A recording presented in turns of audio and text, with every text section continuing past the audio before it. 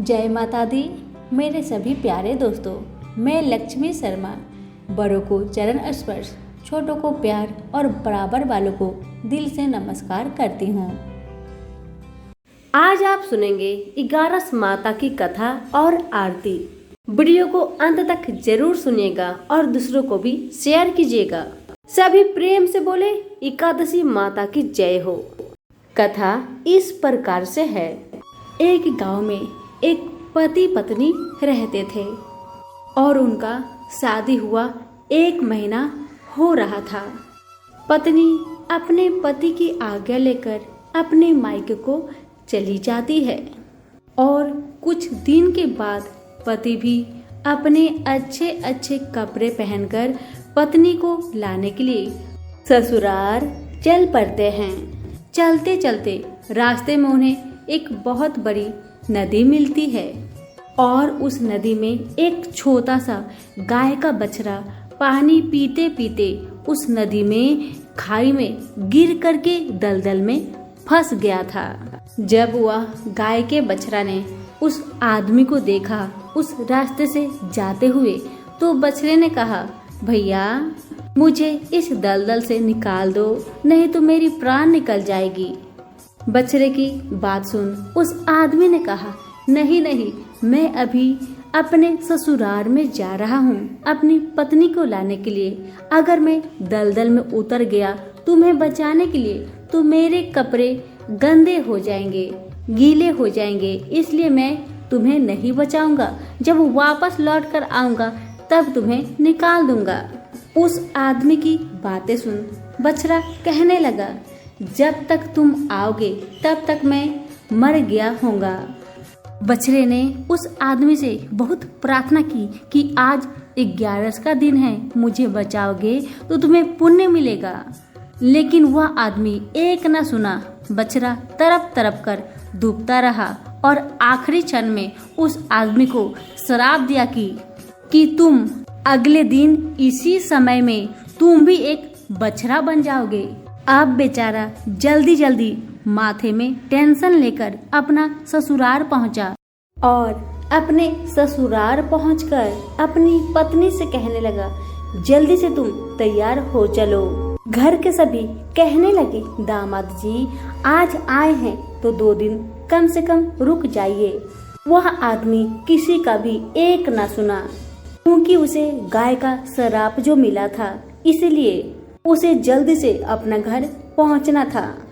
क्या पता कब वह बछड़ा बन जाए, बस यही डर से वह बहुत हड़बड़ा रहा था। पत्नी को अपने पति पर कुछ शक हुआ।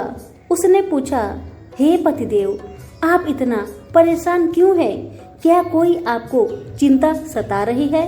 कृपा करके मुझे कहिए।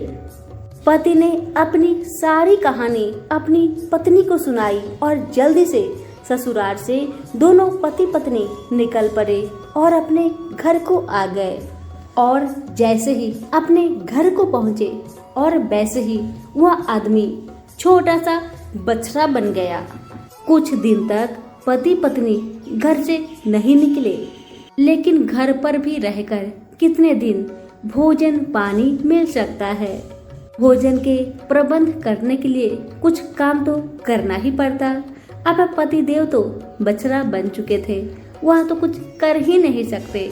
पत्नी ने अपने पति से कहा, सुनिए जी, मुझे बाहर काम करने जाना होगा, ऐसे कैसे हमारी गुजारा होगी घर पे रह के। पति ने कहा, ठीक है, मैं भी तुम्हारे साथ चलूंगा।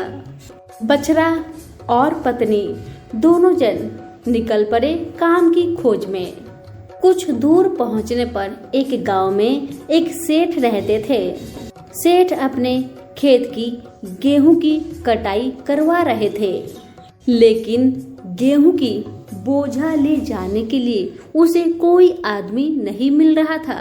तभी वह बछड़े की पत्नी उस सेठ जी के पास जाकर कहती है, ए सेठ जी, मुझे कोई काम हो तो कृपा करके दे दीजिए।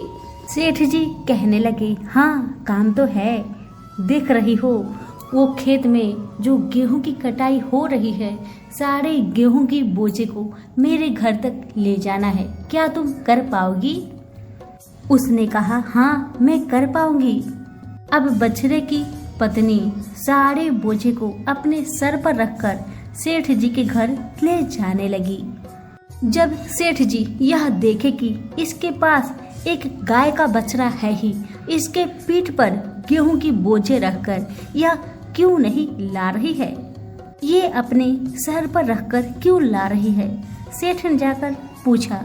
तब उसने कहा, ये बछड़ा नहीं, ये तो मेरे पति देव है। उसने सारी कहानी सेठ जी को बता दी। सेठ जी बहुत अच्छे इंसान थे। उन्होंने बड़े बड़े विद्वानों पंडितों से पूछा कि इस गाय को कैसे इंसान बनाया जाए। तो सभी पंडितों ने कहा, जो भी यहाँ 11 का व्रत करता है वह 24/11 का व्रत का फल इसे दे दे तो यह पुनः इंसान बन जाएगा। सेठ जी ने पूरे गांव में कहवा दिए कि जो भी 11 का व्रत करता है मेरी हवेली में आ जाए, मैं उसे ढेर सारा धन दौलत और इनाम देने वाला हूँ। उसी गांव में एक बूढ़ी माई थी जो 11 का व्रत करती थी। उसे जब यह सेठ जी की खबर मालूम हुई तो वह बूढ़ी माई सेठ जी के हवेली तक चली आई और सेठ जी से कहने लगी, सेठ जी मैं 11 का व्रत करती हूँ। सेठ जी ने उस गाय के बछड़े की सारी कहानी उस बूढ़ी माई को सुना दी। तब वह बूढ़ी माई ने 24/11 का व्रत का फल को उस बछड़े को दे दिया, जिससे वह बछड़ा पुनः इंसान बन गया और पति पत्नी दोनों मिलकर उस बूढ़ी माई को बहुत बहुत धन्यवाद दिए और वहां से खुशी खुशी अपने घर को आए। और सेठ जी पूरे गांव में यह ढिंढोरा पिटवा दिए कि सभी 11 माता की व्रत करें और तभी से सभी 11 माता के व्रत करने लगे। हे 11 माता, जैसे आपने उस पति की रक्षा की वैसे सबकी करना।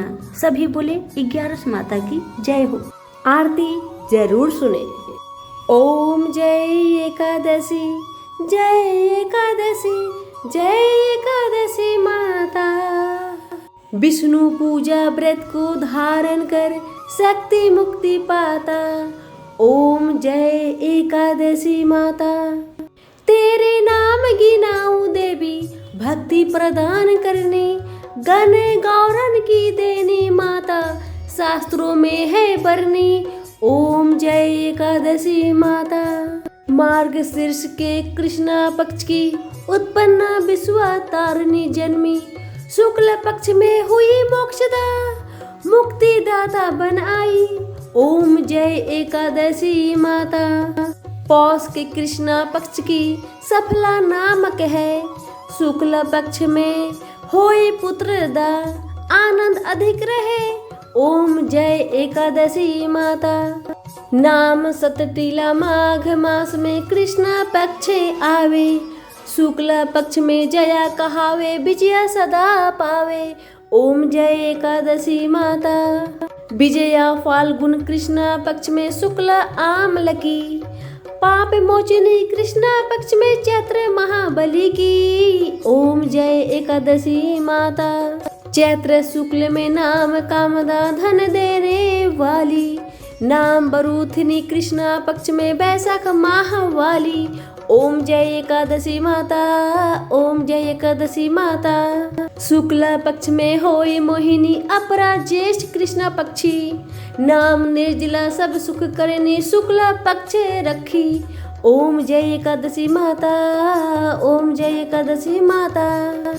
योगिनी नाम आषाढ़ में जानो, कृष्णा पक्ष करनी, देवसैनी नाम कहा वो शुक्ल पक्ष धरनी। ओम जय एकादशी माता। ओम जय एकादशी माता। कामिका श्रावण मास में आवे, कृष्णा पक्ष कहिए, श्रावण शुक्ला होए पवित्र, आनंद से रहिए। ओम जय एकादशी माता। अजा भाद्रपद कृष्णा पक्ष की परिवर्तनी शुक्ला इंद्रा, आश्विन कृष्णा पक्ष में व्रत से भवसागर निकला। ओम जय एकादशी माता। पापा कुशा है शुक्ला पक्ष में आप हरणहारी, रमा मास कार्तिक में आवे सुखदायक भारी। ओम जय एकादशी माता, देवो थानी शुक्ला पक्ष की दुख ना सके मैया, पावन मास में करूँ बिनती पार करो नैया। ओम जय एकादशी माता, ओम जय एकादशी माता। परमा कृष्ण पक्ष में होती जन मंगल करनी, शुक्ल मास में होई पद्मिनी दुख दरिद्र हरनी। ओम जय एकादशी माता। जो कोई आरती एकादशी की भक्ति सहित गावे, जने गुरु दीता स्वर्ग का वासा निश्चय वह पावे। ओम जय एकादशी माता, ओम जय एकादशी माता। प्रेम से बोले एकादशी मैया की जय हो। धन्यवाद।